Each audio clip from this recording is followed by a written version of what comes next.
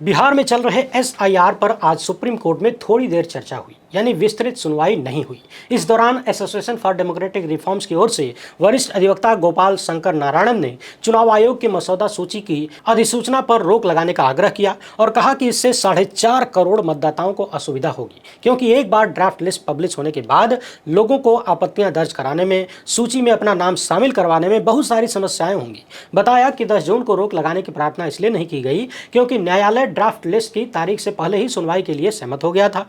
इस पर जस्टिस सूर्यकांत, जो कि आने वाले वक्त में भारत के चीफ जस्टिस होने वाले हैं, हो सकते हैं, उन्होंने कहा कि आखिरकार ये एक ड्राफ्ट लिस्ट है जो आने वाली है और अगर इसमें कोई गड़बड़ी पाई गई तो न्यायालय इसे पूरी तरह से रद्द कर सकता है। याचिकाकर्ताओं की तरफ से यह भी कहा गया कि पूर्व में सुप्रीम कोर्ट ने कहा था कि चुनाव आयोग Aadhaar card, voter ID card और राशन कार्ड पर विचार करे, मगर चुनाव आयोग ने सुप्रीम कोर्ट की बात नहीं मानी और अपने हलफनामे में उल्टे कह दिया कि राशन कार्ड फर्जी तरीके से भी जारी हो जाते हैं। अभी इसे लेकर सुप्रीम कोर्ट में जस्टिस सूर्यकांत ने कहा कि चुनाव आयोग को कम से कम आधार कार्ड और वोटर आईडी कार्ड जैसे वैधानिक दस्तावेजों पर विचार करना चाहिए। यानी फिर से वही भाषा, सब कुछ चुनाव आयोग की लाइन पर चलता हुआ दिख रहा है। आगे जस्टिस सूर्यकांत ने कहा कि आधिकारिक दस्तावेजों के साथ सत्यता की धारणा होती है। कम से कम आधार कार्ड और वोटर आईडी कार्ड को शामिल करिए। जहां आपको जालसाजी मिलेगी, फर्जीवाड़ा मिलेगा, तो वो केस टू केस आधारित होगा, क्योंकि पृथ्वी पर किसी भी दस्तावेज को जाली बनाया जा सकता है। ध्यान से सुन लीजिए, सुप्रीम कोर्ट में होने वाले चीफ जस्टिस यानी जस्टिस सूर्यकांत का कहना है कि इस धरती पर कोई भी दस्तावेज फर्जी तरीके से बनाया जा सकता है और बिहार में फर्जीवाड़े का लेवल कितना है ये जानने के लिए थोड़ी देर इस वीडियो को देखिएगा। एक कुत्ते का भी निवास प्रमाण पत्र बन जाता है। इस मामले पर भी विस्तृत चर्चा करेंगे। पहले आज सुप्रीम कोर्ट में क्या हुआ उसको सुन लीजिए। जस्टिस सूर्यकांत ने कहा कि चुनाव आयोग को सामूहिक बहिष्कार के स्थान पर सामूहिक समावेशन पर ध्यान देना चाहिए। यानी आज भी ड्राफ्ट वोटर लिस्ट प्रकाशित करने से चुनाव आयोग को रोकने का कोई आदेश नहीं आया और सुप्रीम कोर्ट चुनाव आयोग से आग्रह कर रहा है कि आप आधार कार्ड और वोटर आईडी कार्ड को शामिल करिए। अब इस मामले में कल सुनवाई होगी। आज जस्टिस सूर्यकांत और जस्टिस जय माल्या बागची की पीठ इस पर विस्तृत सुनवाई नहीं कर पाई, क्योंकि जस्टिस सूर्यकांत को दोपहर में चीफ जस्टिस के साथ किसी अन्य प्रशासनिक बैठक में भाग लेना था। ये वही जस्टिस सूर्यकांत हैं जो पिछले साल से होली का इंतजार कर रहे हैं। होली कब है होली? होली आएगी तो होली के बाद चुनाव संबंधित मामलों पर सुनवाई करेंगे। इन्होंने आज जल्द से जल्द इस मामले पर सुनवाई करने के लिए आश्वासन दिया। कल की बात के लिए आवश्यक अनुमानित समय पूछ लिया। आज की सुनवाई के दौरान 2 बातें सामने आई। एक तो ये कि सुप्रीम कोर्ट भी मानता है कि कोई भी कागज फर्जी तरीके से बनाया जा सकता है। सिर्फ राशन कार्ड ही नहीं, और निवास प्रमाण पत्र का जो प्रमाण अभियान दिखाने वाले हैं वो देख के आपकी खोपड़ियां चकरा जाएगी। यानी सुप्रीम कोर्ट मानता है कि कोई भी कागज फर्जी तरीके से बनाया जा सकता है। दूसरा ये कि वो चुनाव आयोग की इस बात को भी मान लेता है कि राशन कार्ड में फर्जीवाड़ा अगर है तो चलो राशन कार्ड छोड़ दो। एक बार फिर से वही बात दोहराया है जो पहले भी दोहराया गया था। सवाल लगातार उठ रहा है कि आखिर आदेश देने की बजाय आप आग्रह क्यों कर रहे हैं, जबकि आपका आग्रह चुनाव आयोग अपने ठेंगे पर रखता है। साथ ही साथ सुप्रीम कोर्ट ने यह भी कहा कि अभी तो केंचुआ ड्राफ्ट लिस्ट तैयार कर रहा है, अगर इसमें गड़बड़ी पाई जाएगी तो हम पूरी लिस्ट को ही, यानी पूरी प्रक्रिया को ही रद्द कर सकते हैं। बाकी अब इस मामले में कल जो सुनवाई होगी वो होगी। फिलहाल इस तस्वीर को जरा ध्यान से देख लीजिए। नाम डाक बाबू, पिता का नाम कुत्ता बाबू, माँ का नाम कुतिया देवी। ये जनाब मोहल्ला काउलीचक, वार्ड संख्या 15, पोस्ट मसौढ़ी, पिन कोड 804452, थाना मसौढ़ी, जिला पटना, बिहार के निवासी हैं। इन जनाब का नाम एक बार फिर से सुन लीजिए। ये है श्री डाक बाबू, पिता का नाम कुत्ता बाबू, माँ का नाम कुतिया देवी। ये विश्वगुरु टाइप कारनामा बिहार में हुआ है, राजधानी पटना में।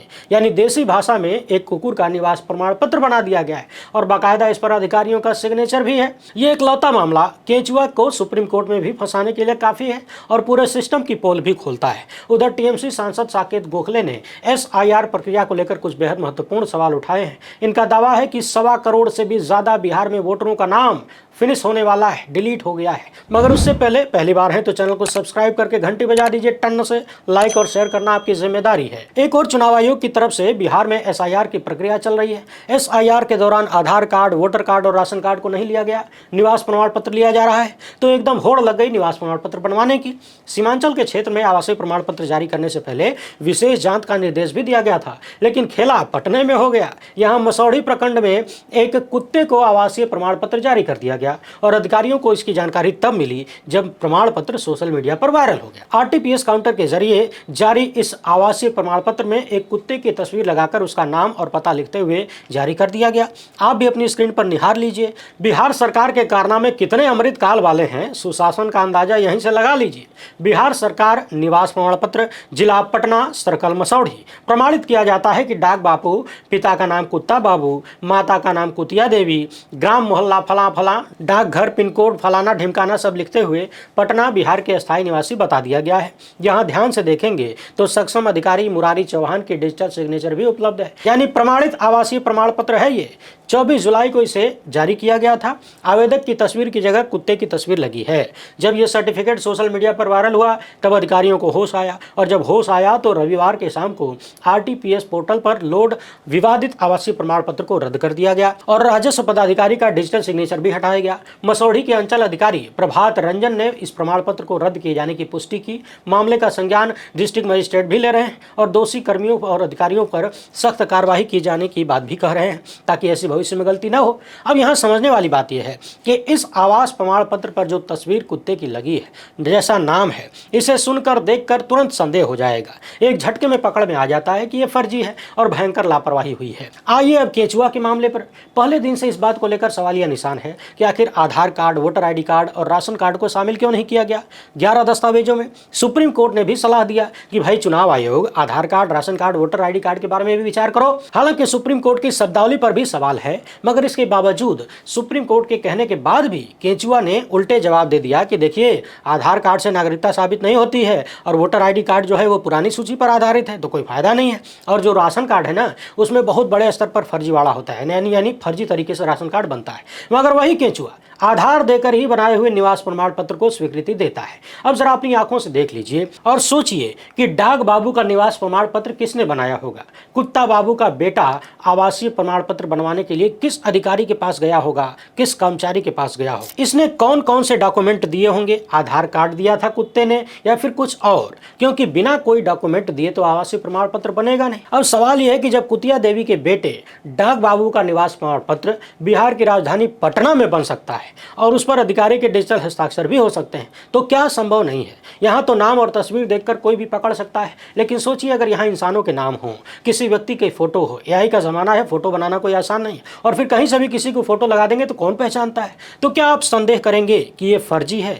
अब सवाल यह है कि क्या ये नहीं हो सकता कि हजारों की संख्या में फर्जी निवास प्रमाण पत्र बने हों, और जो मूविंग वोटर की बात कही जाती है, बार बार आरोप लगता है, यानी ऐसा वोटर जो अलग अलग राज्यों में वोट करने के काम में लाया जाता है पैसे देकर, एक खास पार्टी द्वारा कथित रूप से ये करवाया जाता है। क्या ये नहीं हो सकता कि उन लोगों का फर्जी निवास प्रमाण पत्र बनवा के फिर उसके आधार पर वोटर लिस्ट में नाम डलवा के अलग अलग जगह उनसे चुनाव में वोटिंग करवाया जाए। क्योंकि जब कुत्ते का निवास प्रमाण पत्र बन सकता है तो इंसानों का क्यों नहीं बन सकता। क्या यह संभव नहीं लगता कि बिहार में यूपी, एमपी, राजस्थान जैसे अन्य राज्यों से 10-20 हजार लोगों को भाड़े के टट्टू के रूप में उठाया गया हो। अलग अलग राज्य में, अलग अलग विधानसभा में जहां जहां चुनाव हो, इन लोगों को बसों में, गाड़ियों में भर भर के फर्जी वोटिंग करवाई जाए ले जाके। दरअसल ये बात पहले मेरे दिमाग में नहीं आती थी। हमारे किसी दर्शक ने लोकसभा चुनाव से पहले, कई महीने पहले, यानी जब राजस्थान, मध्य प्रदेश, छत्तीसगढ़ जैसे राज्यों का चुनाव हो रहा था, उस दौरान उन्होंने कहा था कि एक सिस्टम ऐसे भी चलता है या चल रहा है, और वो व्यक्ति जिस भरोसे से पूरी कहानी बता रहे थे, मैंने उनसे पूछ दिया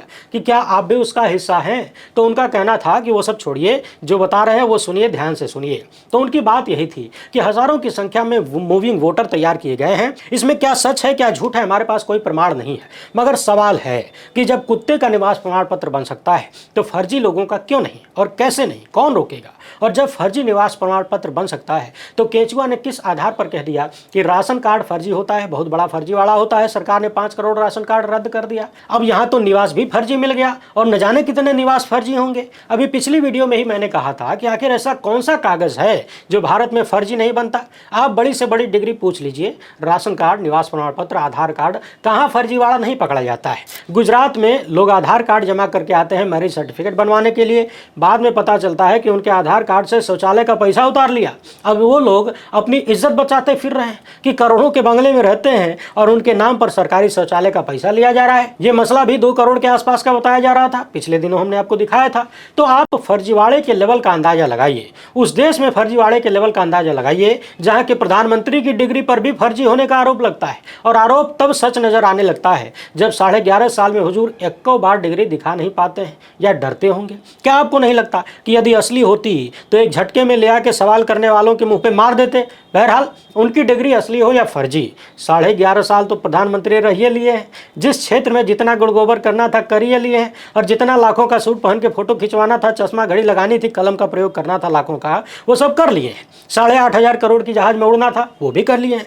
तब उनकी डिग्री असली हो या फर्जी हो, उससे कोई फर्क नहीं पड़ता। लेकिन वोटर लिस्ट में अगर फर्जीवाड़ा हो, फ्रॉडगिरी हो, तो बहुत फर्क पड़ता है। सुप्रीम कोर्ट में एडीआर ने सीधे सीधे कहा है कि ये पूरी तरह से मतदाताओं के साथ फ्रॉड है। यहाँ एक बात और ध्यान रखिए, अगर ये फ्रॉड है और ये फ्रॉड चल जाता है तो निश्चित तौर पर हम अंग्रेजी शासन से भी बुरे दौर में जाने वाले हैं।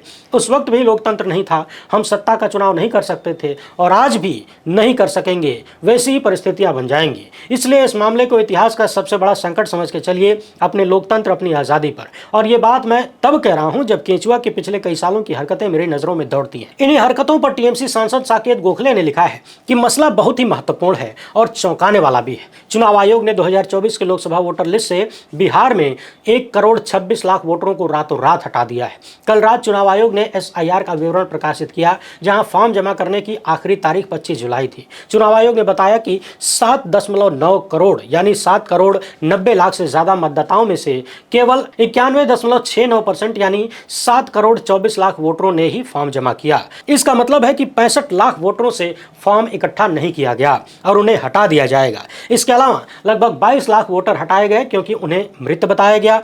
36 लाख वोटरों को हटाया गया क्योंकि उनका पता नहीं चला कि वो कहाँ हैं। 7 लाख वोटरों के बारे में कहा गया कि उन्होंने अन्य जगहों पर अपना वोटर ID कार्ड बनवा रखा है, यानी 2 कार्ड था, इसलिए आधे यानी 3.5 लाख प्रविष्टियां हटा दी गईं। अब चुनाव आयोग बार बार ये दावा कर रहा था कि अवैध प्रवासियों को हटाने के लिए SIR किया जा रहा है, मगर कितने अवैध प्रवासी मिले, यानी कितने बांग्लादेशी, पाकिस्तानी, नेपाली मिले हैं, इसका चुनाव आयोग ने कोई डाटा नहीं दिया है। आगे की बातों को ध्यान से सुनिएगा। इन्होंने लिखा है कि बिहार में कुल 1 करोड़ 26 लाख वोटर जिनका नाम सिर्फ 1 साल पहले तक यानी लोकसभा चुनाव में लिस्ट में था, उन्हें नई वोटर लिस्ट से हटा दिया गया है। यहाँ ध्यान रखने वाली बात यह है कि बिहार से जितने वोटरों को हटाया गया है, ये संख्या इतनी बड़ी है कि उत्तराखंड, हिमाचल प्रदेश की जनसंख्या को जोड़ लीजिए तो लगभग उसके बराबर होगी। पूर्वोत्तर में असम को छोड़ दिया जाए तो बाकी सभी राज्यों की जनसंख्या के बराबर लोगों को बिहार की वोटर लिस्ट से हटा दिया गया है। आगे इन्होंने चुनाव आयोग से कुछ सवाल पूछे कि आखिर 2024 के चुनाव से पहले ही ICI ने यानी चुनाव आयोग ने वोटर लिस्ट को संशोधित किया था, तो 1 साल में ही 1.25 करोड़ मतदाता अयोग्य कैसे हो गए? कितने ऐसे वोटर हैं जिनके पास चुनाव आयोग फॉर्म लेने के लिए नहीं पहुंचा? वैसे आप तो ये भी जानते हैं, बार बार मामला सामने आया है कि BLO लोगों के पास नहीं गए, खुद ही फॉर्म भर के जमा कर दिया। आगे लिखा गया है कि SIR के नियमों के तहत जिनके फॉर्म एकत्र नहीं किए गए थे उन्हें हटा दिया गया। तो कुल कितने मतदाता ऐसे हैं जिनके नाम सिर्फ इसलिए हटा दिए गए क्योंकि उनके फॉर्म जमा नहीं किए गए? अगला सवाल है कि चुनाव आयोग ने सभी 7 करोड़ 24 लाख मतदाताओं से फॉर्म के साथ दस्तावेज नहीं लिए।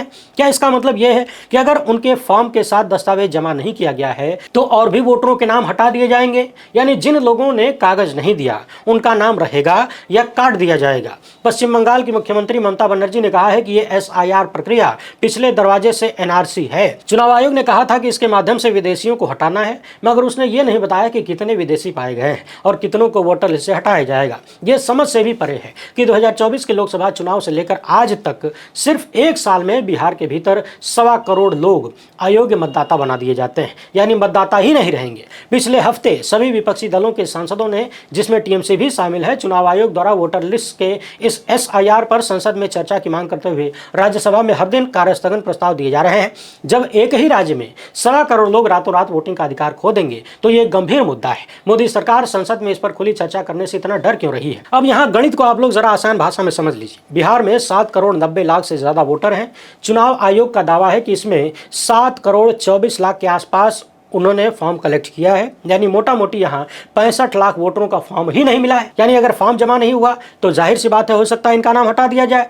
7 करोड़ 24 लाख लोगों का फॉर्म मिला है, उनमें से 22 लाख को मृत घोषित कर दिया गया। 36 लाख लोगों के बारे में कहा गया कि उनका पता ही नहीं चला, और 7 लाख लोगों के बारे में कह दिया गया कि उनका नाम दो जगह रजिस्टर था। और ये कुल आंकड़ा मिलाने के बाद संख्या हो जाती है लगभग 1.25 करोड़ से भी ज्यादा।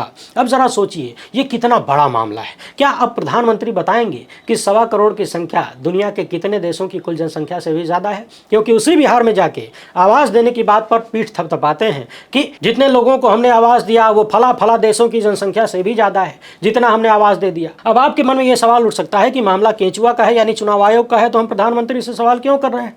अगर अभी भी यह सवाल उठ रहा है तो आप गलत रास्ते पर हैं। सबका मालिक एक है, बाकी देखते जाइए। अब सब कुछ सुप्रीम कोर्ट पर आ टिका है। वरिष्ठ पत्रकार डॉक्टर मुकेश कुमार ने लिखा कि सुप्रीम कोर्ट के लिए यह अग्नि परीक्षा है। पूरा देश उसे संदेह और आशा भरी नजरों से देख रहा है। क्या वो चुनाव आयोग की मनमानी और मोदी सरकार की चुनावी धांधलियों पर रोक लगाएगा या फिर चुनावी प्रणाली को बर्बाद होने देगा? चुनावी प्रणाली केवल चुनाव व्यवस्था नहीं है, इस पर लोकतंत्र टिका हुआ है, पूरी व्यवस्था टिकी हुई है। अगर ये नहीं बची तो फिर क्या बचेगा? वैसे आपको याद दिला दें, मैं बार बार कहता हूं कि चुनाव से ही लोकतंत्र पैदा होता है। लोकतंत्र यानी लोगों का तंत्र, लोगों का चुना हुआ बनाया हुआ तंत्र, ऐसा सिस्टम जो लोग बनाते हैं। और जब लोगों का वोटिंग राइट ही छीन लिया जाएगा, जब सिस्टम बना ही नहीं पाएगी जनता, तो वो कैसा लोकतंत्र होगा? वो खाली ठोक तंत्र होगा, जो बोलेगा ठोक दिया जाएगा। और वो ठोक तंत्र भी होगा गुजराती जोड़ी का। इन्होंने लिखा है कि सारे सबूत सामने हैं, ओपन एंड शट केस है, चुनाव आयोग केवल थेथराई कर रहा है, बेशर्म बनकर अपने कुकर्मों को जायज ठहरा रहा है। सुप्रीम कोर्ट को यह एहसास तो होगा ही कि मतदाता सूचियों से फ्रॉड को हरी झंडी देने का मतलब क्या होगा। बहुत मुमकिन है कि मतदाताओं का गुस्सा फूटे, हिंसा और अराजकता का रूप ले ले। केवल एक प्रदेश से 65 लाख लोगों से मताधिकार छीन लेना कोई मामूली बात नहीं होगी। पूरे देश में इसका संदेश जाएगा, पूरा देश अफरा तफरी में डूबेगा। अब यहाँ ध्यान रखिएगा, इन्होंने 65 लाख लिखा, मगर उन 65 लाख लोगों की बात कम हो रही है जिनके फॉर्म ही जमा नहीं हुए। उनका क्या होगा? और दोनों को जोड़ने पर यह संख्या 1.25 करोड़ के पार जाती है। इनका लिखना है कि यह हिंदू राष्ट्र के लिए एक नया रास्ता साफ करेगा। कमजोरों और अल्पसंख्यकों को मताधिकार से वंचित करके सवर्णों के वर्चस्व वाला हिंदू राष्ट्र बनेगा तो देश में आग तो लगेगी। इसलिए भी हे मिलाड, देश को बचाइए। आधा अधूरा फैसला भी इस झंझट को रोक नहीं पाएगा। सुप्रीम कोर्ट की प्रतिष्ठा भी तभी बचेगी, वरना वो तो अपनी साख गंवा ही चुका है। वैसे आप दर्शक बताइए, जिस देश में कुत्ते का भी निवास प्रमाण पत्र बन जाता है और उस पर डिजिटल सिग्नेचर भी लग जाती है, इसका पता अधिकारियों को तब चले जब निवास प्रमाण पत्र वायरल हो जाए। उस देश में कौन सा ऐसा कागज है जो फर्जी तरीके से नहीं बन सकता है? और जब पूरा सिस्टम ही फर्जीवाड़ा करना चाहे तब क्या कुछ भी असंभव है?